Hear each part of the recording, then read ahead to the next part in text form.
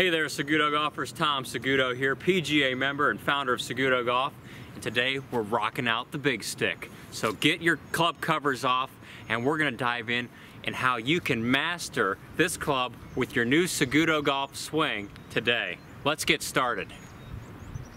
Just one last reminder, Monday, 7:30 Eastern Standard Time. I'm going live in a webinar with Sean McConnell from Up Glove. We're gonna talk golf swings, there's gonna be a Q&A. I wanna see you there. I'll be able to field questions from the audience and we'll be able to have a nice night talking about the golf swing.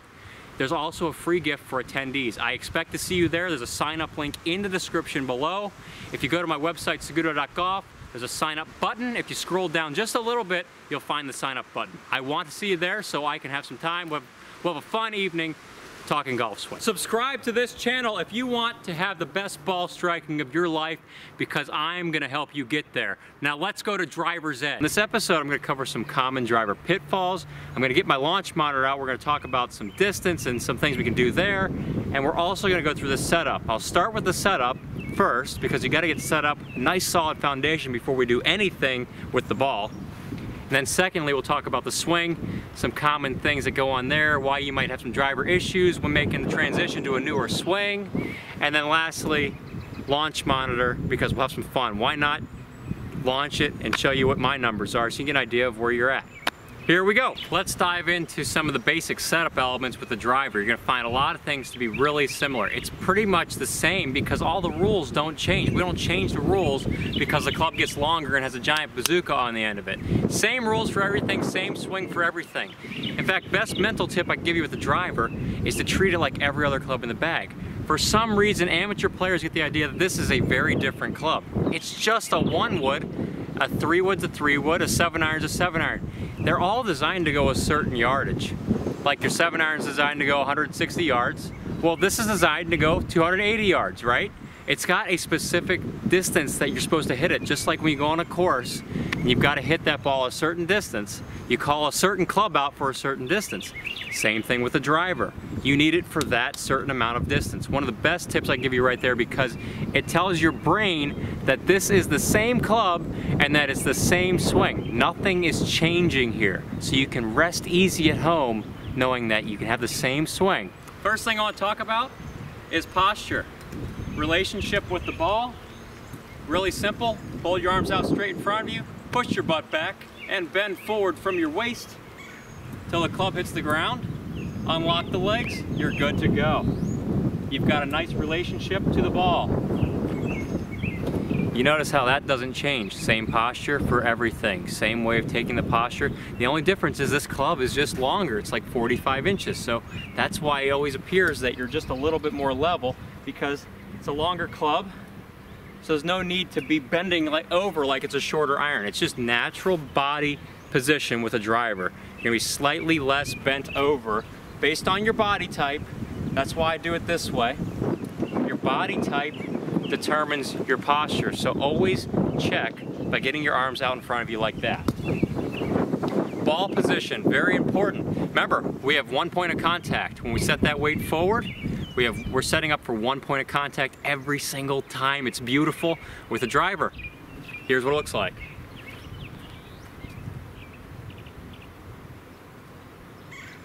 It's the same ball position. Isn't that nice? The same. You might be thinking, it looks like it's a lot more forward, Tom. Is it? No, it's not. Here's why. Your stance widens as the club gets longer, but it's only the back foot that changes position. The front foot locks down the ball position for you, and the back foot, you just move it based on how long the club is. And why do we do that? Because the more narrow your stance, the more steeper you hit down into the ball. The wider your stance, the shallower you'll hit the ball. With a driver, we're not trying to dive this thing straight into the ground. We do hit a little down with a driver, but we're talking 1 degree down. We're not talking massively down here. It's 1 degree. 1 degree almost looks like 0. So keep that in mind. Now I'm going to show you representation of ball position with different clubs so you can get the idea that the right foot is setting the width of the stance. The ball position never changes. It's a real optical illusion. Check this out. Ball position, always a club head inside my left heel. It's the same ball position. It's just my foot is dropped back a little bit more. My right foot's dropped back more. If I've got a shorter iron or a mid iron, I'm right here. If I've got a wedge, I'm right here. The ball position doesn't change because it's anchored by my left foot. This is really simple because you can go up there to the tee, you can just place the club down on your left heel, and there's your ball position preset for you. When you get on the tee box, do this.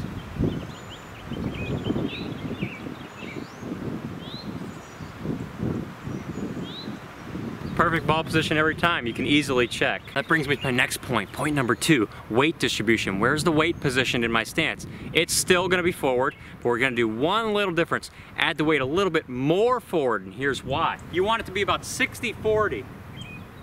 Same ball position, 60-40. Why?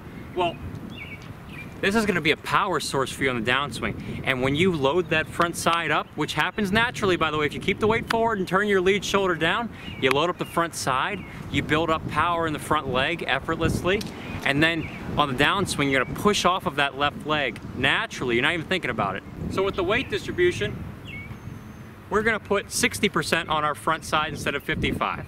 It does a lot for you power-wise, helps you push off the ground for power, which you don't have to think about. It just happens because you're adding weight forward. You got something to push off here.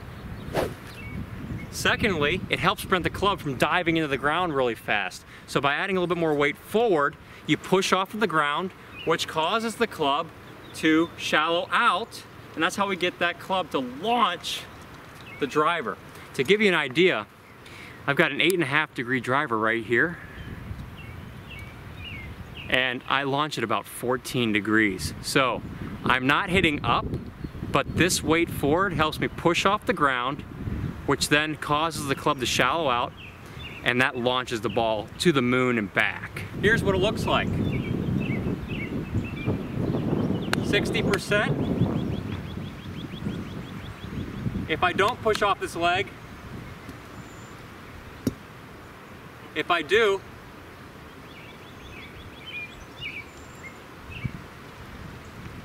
no. Yes. It's really simple. It's just the way the body works in the swing. With the weight being forward, you're gonna use that forward weight, and it's gonna naturally push off of that forward weight, shallowing the club out, launching the ball to the moon and back. Lastly, tee height, very important. Before we dive into tee height, you gotta understand where the sweet spot of the club is for the driver. The whole idea with the driver is you wanna hit the ball in the sweet spot, because if you miss the face, toe, heel, low, too high, you're missing out on like 14% of your distance. You're losing 14% of your total possible distance. The sweet spot of the driver is not where a lot of people think it is. Some people think it's down here. It's actually right up in here. So when we tee the ball up, we're gonna tee the ball slightly above the club face, about half the ball above the club face. What that's gonna do is it's gonna expose the sweet spot of the club head to the ball at impact for maximum power transfer, which means more yardage for you and less work and more smiley faces because you're having more fun. What I'm showing you here is what happens in the downswing because we got that weight forward and we're pushing off of the ground. You're not thinking about it, it's just happening because your weight's forward. That club is shallowing out, and then it shallows out just enough so that the sweet spot of the club is in line with that ball, which is why we tee it up half an inch above the club head. So the sweet spot is right in line with the golf ball at impact. It's for maximum power transfer. It's time to hit the ball. 3 things you need to know about the driver swing. 1, setup's all the same like I talked about. 2, swing is the same. 3, hit it with the wrath of God.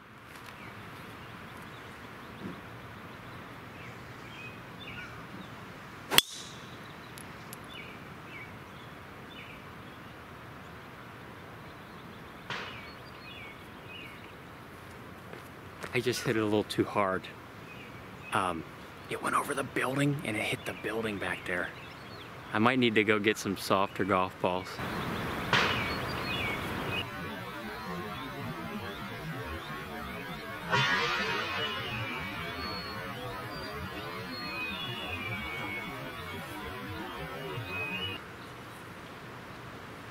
Oops.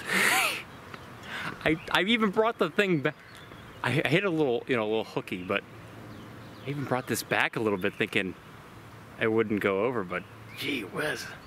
This stuff is so powerful, sometimes you don't even know. It's like, with great power comes great responsibility.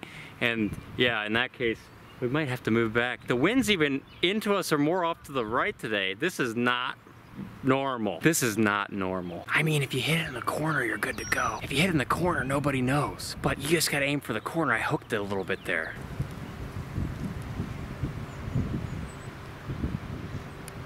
All right, Saguto golfers, here we are back at the homestead, because clearly we can't go to the range if we're gonna hook the ball high over the fence and hit the tin building in the back. I mean, that thing was a real nice post pattern hook. It started at the one corner and it curved like 30 or 40 yards left over the fence, hits the side of the building, makes a loud noise. If you can hit it over the net there, please don't. That's what they say. So we're back here. And you know what they say about that high hook? Sometimes she go away, sometimes she don't go away. In my case, it's my biggest weakness is to hit a huge overdraw, huge sweeper. The janitor, I sweep the floor pretty good. I'll be showing you in the upcoming weeks how I'm gonna get rid of that pesky overdraw in favor of a much tighter draw. We could use that. I was about to talk to you about the backswing there until that entire situation went down. But the backswing is very simple. When you make the backswing in this swing, it's the same backswing as you'd make with a 7-iron, with a 3-iron, with every other club. It's the same backswing. The one thing you might forget to do are some of the basics. 1, you're gonna forget to turn your shoulder down. 2, you're gonna forget to take the hands in. It's the most common thing I see all the time. For some reason, we get this longer club out here, and we think, we go back to our roots of turning level because it's more comfortable. With the longer club, it feels awkward to turn the shoulder down.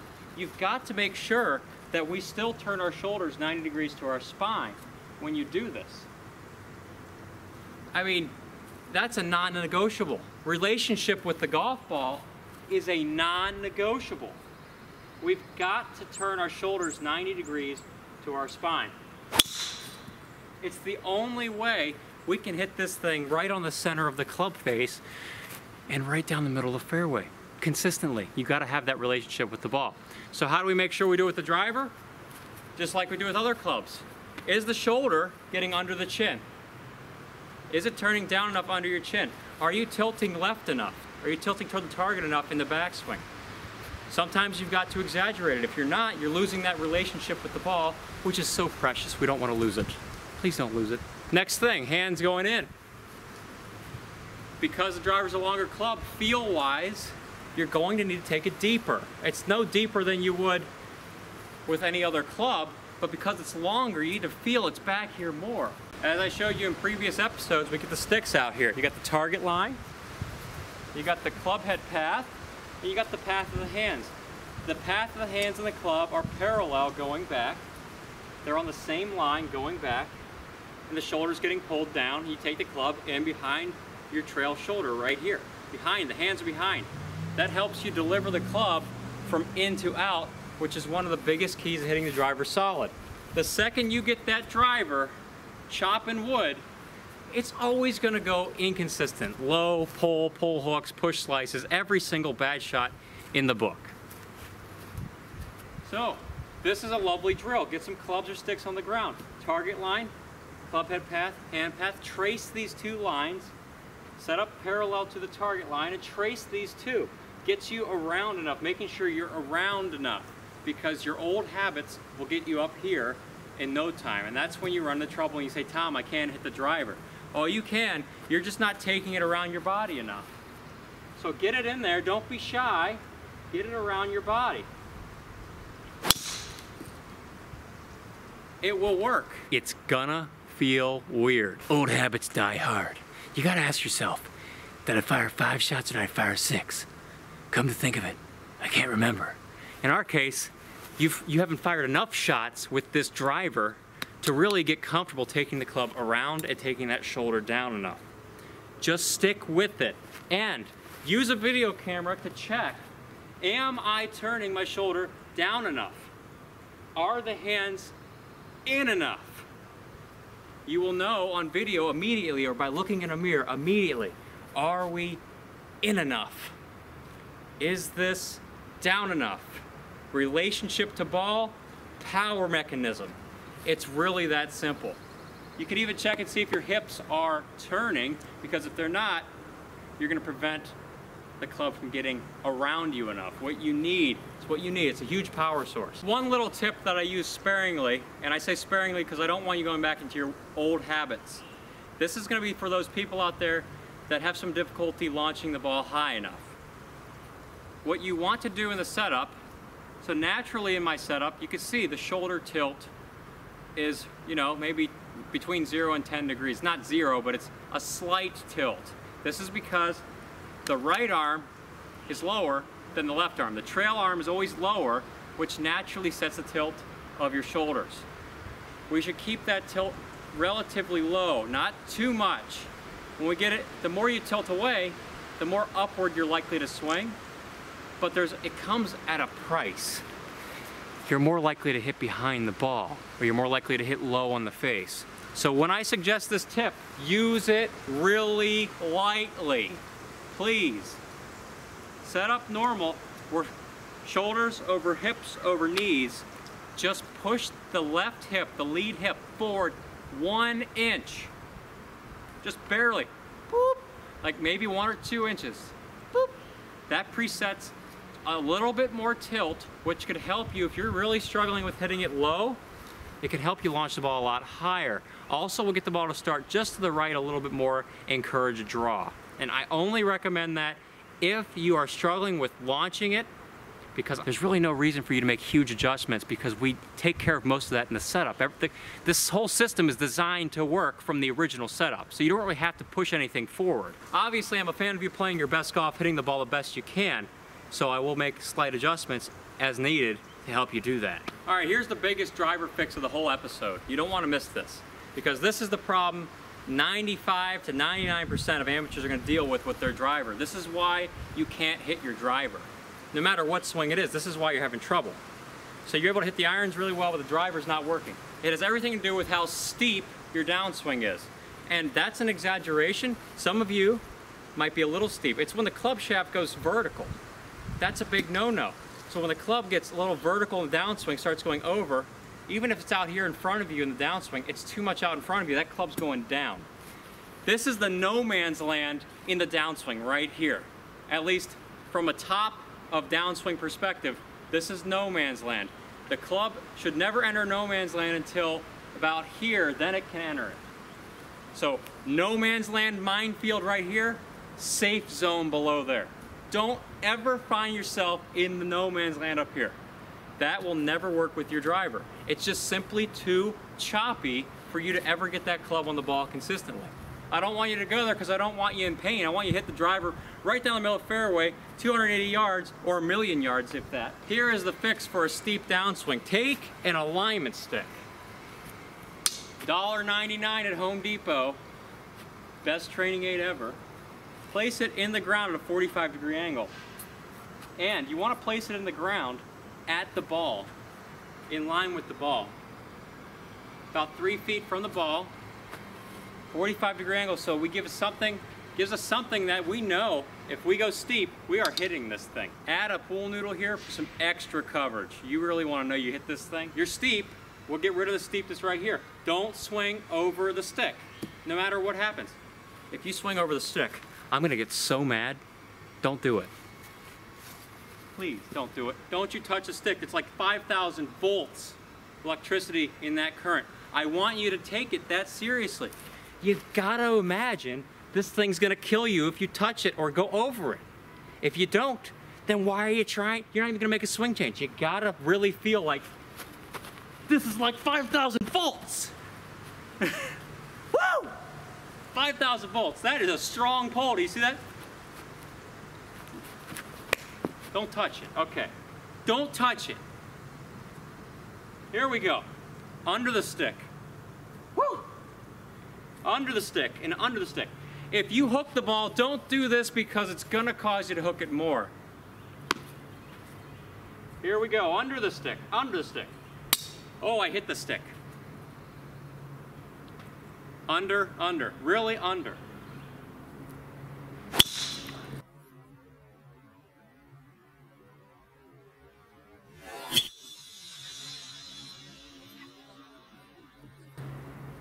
Now for me, I probably hit a big hook there.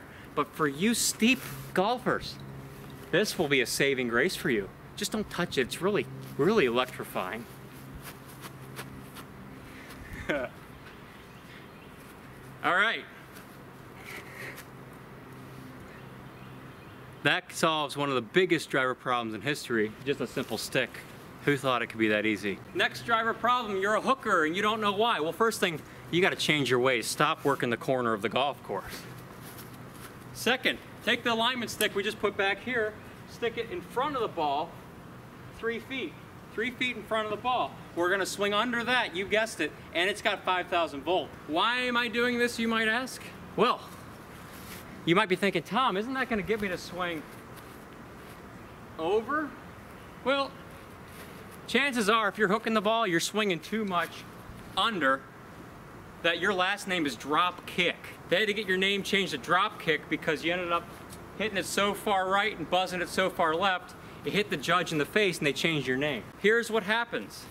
Your path of the club is so out to right field, so into out, that you have no choice but to put so much spin on it that goes right to left. That ball's doing a post pattern left. See ya, not gonna come back. Well, what's the opposite of in to out? It's out to in, outside of the target line to in. What I'm gonna do is get rid of your 20 degrees of in to out, and by you swinging under the stick, I'm actually gonna get you swing closer to like maybe 0. Be ideal, because you gotta get that path from being so insane out there to getting it more around your body. It's gonna feel weird, but it's gonna take away any hook you got.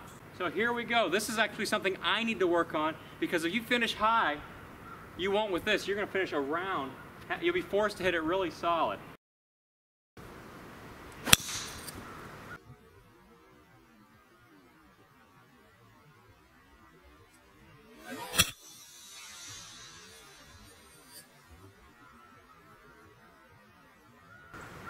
Woo! Almost touched 5,000 volts of electricity. Now, you can see on the slow-mo, that affects the downswing a lot. When you start swinging more around with the driver like that, the club face doesn't close so rapidly. It can't. But when your path's going way out to right field, you're just gonna ring it closed all day long. There's a lot of explaining I could give you about this, but I wanna keep it brief in this crash course for the driver, because I want you playing, just go out there playing, getting it right. I'll probably describe it in detail if you want in a future episode. Last fix I got for you, if you're hitting it too low, and that can be something a lot of you have been describing to me, I'm hitting it a little too low. Well, if you remember the setup portion of this lesson at all, remember I say the weight has to be more forward so that you have something to launch off of in the downswing, which gets you to extend your body. See, if we just rotate from the top of our downswing, I don't extend and I stay low. Yes, I'm exaggerating, but I'm exaggerating so you can see the effect. I stay low and I lean forward. Well, yeah, your club face can be angled down at the ground when you hit that ball, so it's gonna go way low. If you don't extend, you have no chance of hitting it high. But if you extend, if you finish with extension, which is naturally good for your spine, this is awkward, by the way. Your back doesn't want that. And plus your golf friends are gonna wonder what the heck you're doing. Like, what is that? If you extend, you will hit the ball much higher. That's gonna have to be covered more in another episode, but just to give you an idea why you're hitting it low, you're probably not extending or you're just steep. So use this 5,000 volt pole to fix that problem. It's launch time and it's not even noon. I've got my Swing Caddy 100, SC100. I use this to really get my game in tight shape. This is not an endorsement. I had this back in 2014 and it got my yardages dialed in pretty good to the point where I could walk up, shoot the flag, and I was making so many birdies because I knew where I knew what my yardages were, so your approach shots were on the money. Now we're gonna get it with the driver. It only does club head speed. I think it does ball speed, smash factor, just the basic thing. It's not path, but I can feel the path. Now we're just gonna see where the numbers are with this really effortless golf swing. I'm not gonna be stepping on the gas for a lot of these. I'm just gonna be swinging normal, because when you do launch monitor stuff, you shouldn't be stepping on it unless you're really trying to show off. Just swing normal, because we want the most accurate, repeatable swing. It's normal. All right, you set the launch monitor up just behind the ball, about 3 feet. You don't want to hit it.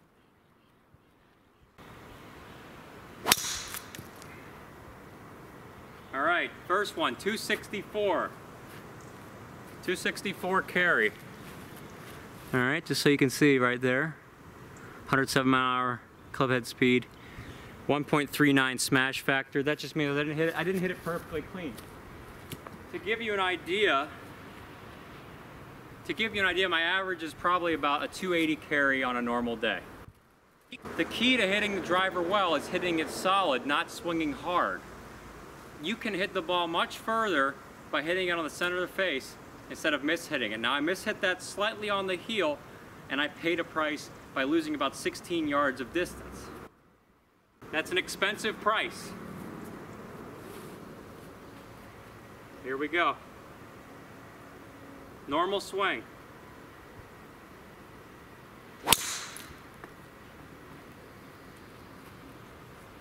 Okay, that was 266. I hit that one kind of off the toe. Swing didn't feel as good, so it was like 101 miles an hour.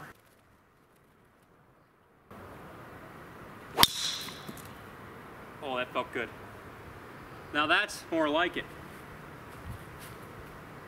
That was right on the center, and that was 283 carry, a 1.49 smash factor, 106 mile an hour club head speed. So that's what I like to see.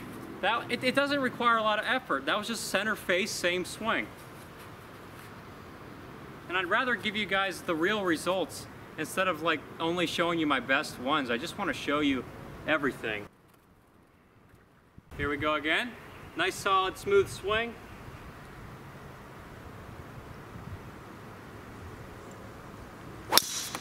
Well, that felt good. Yeah, cooking it. Oh, I got the swing speed up. I mishit it a little bit. Okay, 280 carry, 1.4 smash, so I wasn't as efficient. My club head speed went up a couple more miles, well, 112. So that felt pretty good. If I would have hit that solid, easy 300 right there. Am I trying to hit it 300 yards? No. I'm not trying. I'm just making a normal swing. If I hit it solid, it's a great day. So here we go again. As you can tell, I'm working on something I'll be showing you in a future episode. That's why I'm doing these rehearsals.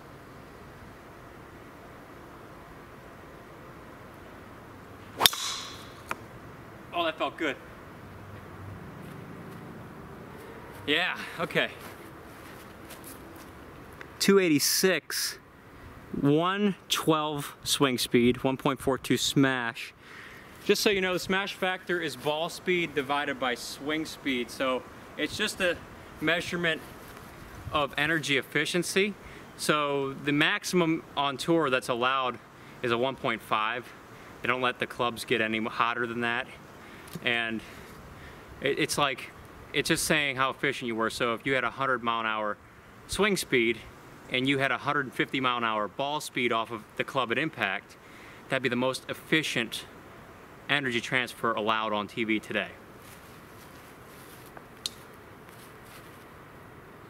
They should change it to like 2. Then the ball will be exploding. The reason why I'm hitting those much further with the carry is because I'm hitting it solid, more solid, and I'm making better swings. My swing speed's going up, but I'm not trying harder. I'm not trying harder. In fact, my weakness is I don't turn my shoulder down enough, so I'm working on getting that down, and it's getting more solid.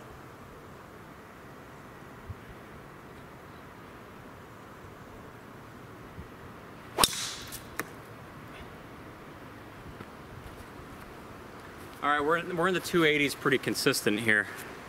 283 carry, 113 miles an hour of swing speed, and then the smash is 1.39. So I'm not as clean with my energy. My energy transfer is not as clean. Might be something I have to work on with getting cleaner contact. The speed is right where it needs to be. It's a great little device if you really want to tone those yardages in and know what you can carry, and what just really helps to know when you're playing golf.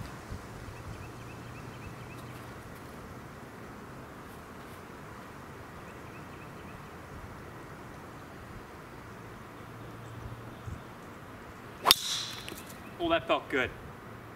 Oh yeah, that was good. All right, I didn't swing as hard. but the smash was really good. That was clean.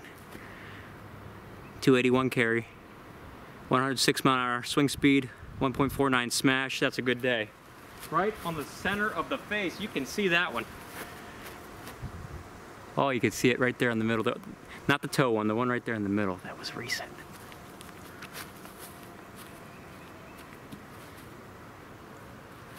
All right, now I'm gonna step on a couple.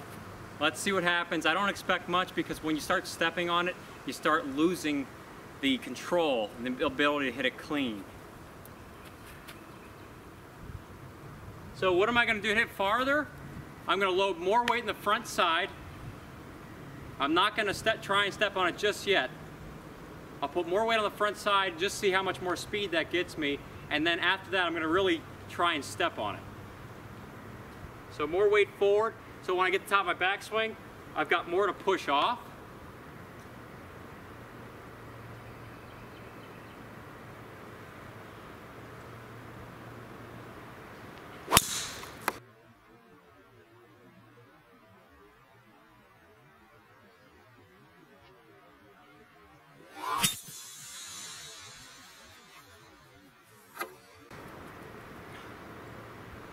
All right.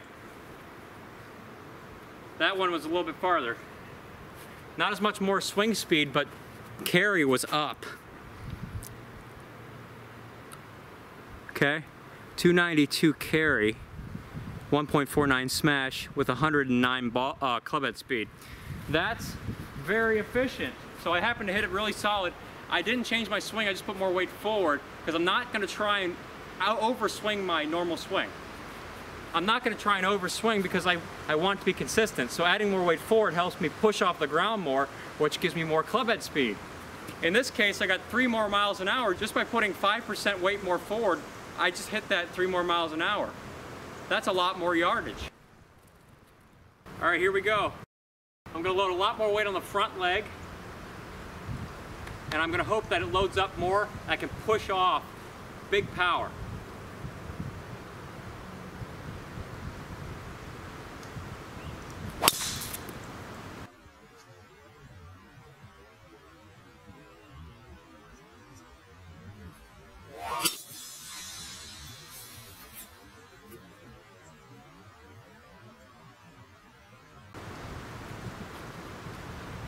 All right, another one of those situations for me where it's kind of iffy. 285 carry. Swing speed was through the roof for me. And then smash factor is 1.4, so I only hit it, I didn't hit it as far as I did on that one I swung 109 because I wasn't as efficient, it wasn't as clean. Now I'm gonna step on one. And you just don't know what's gonna happen because I'm gonna try harder. I could actually swing it less fast because I'm trying hard. Here we go, I'm really gonna load the front, accelerate hard with those arms. I don't know if I'm gonna hit it clean at all.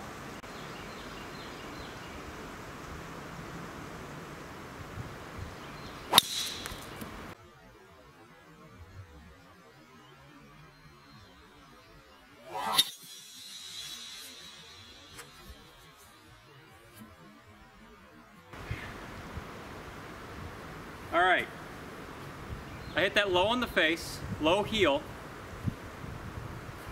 so it wasn't as clean. Swing speed was up, 115, yeah, 115, 284 carry. It doesn't do you much good to overswing, folks. That used a lot more effort, and I'm likely to cause some more stress on my body doing it that way, just because I'm trying harder, I'm getting tenser. So one of the keys if you're gonna swing hard, keep it light. Let's do a couple more where I really try and juice it up. Really feeling nice and light. Light arms travel really fast.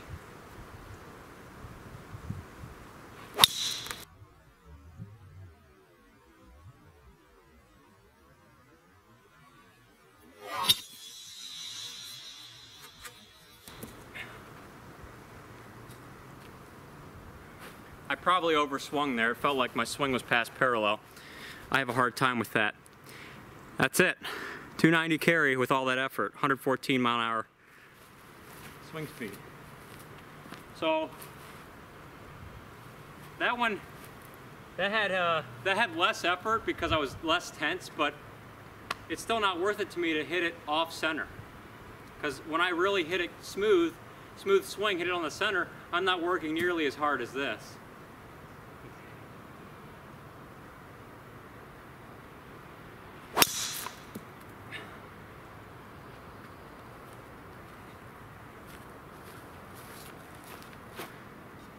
.291, that was pretty good.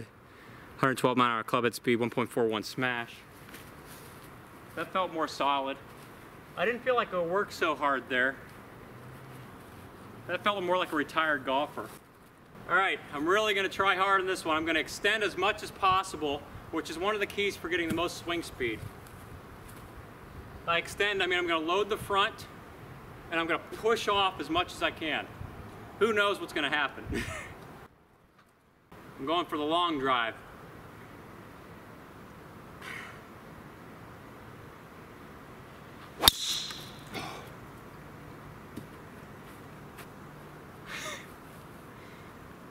Still not worth it to me to swing that hard. 299 carry. Swing speed wasn't even that much greater, so I need to push off the ground more. Woo! Don't try this at home, folks.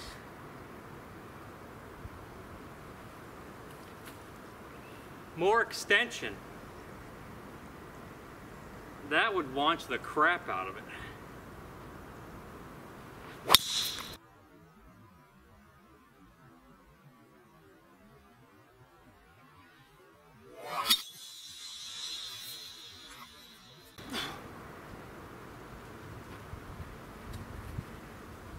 There we go. 302 carry. 114 swing speed. Still not that much more swing speed, but it felt good. 1.46 smash. Woo! That's when you start using your energy. It's still good for the body, it's just, it's a sport. Golf is a sport, contrary to what a lot of people will tell you sometimes on ESPN. But poker's still a sport somehow. Always want to figure that out. Saguto golfers, thanks again for tuning in this Saturday evening. Hope you got a good understanding of what it's like to get the driver ready for this swing. It's really a lot of the same things. It's the same laws. The laws don't change. Physics and geometry don't change overnight. It's just a different club. So I hope this helps you go out there and start mashing the golf ball even better than you did before you watched this episode. The driver is one of the most fun clubs to hit. I know, you want to kill it, hit as far as possible with the wrath of God. Keep it that way. You can still hit it that hard, just get the club in the right spot. Don't lift it, don't drop it, don't chop it. This episode gets rid of all that crap, and then you'll be spending more time sipping a margarita from the fairway in a beach chair. That's what I want you to do. Thanks again for tuning in. Have a rockin' week, and I will see you in a future episode.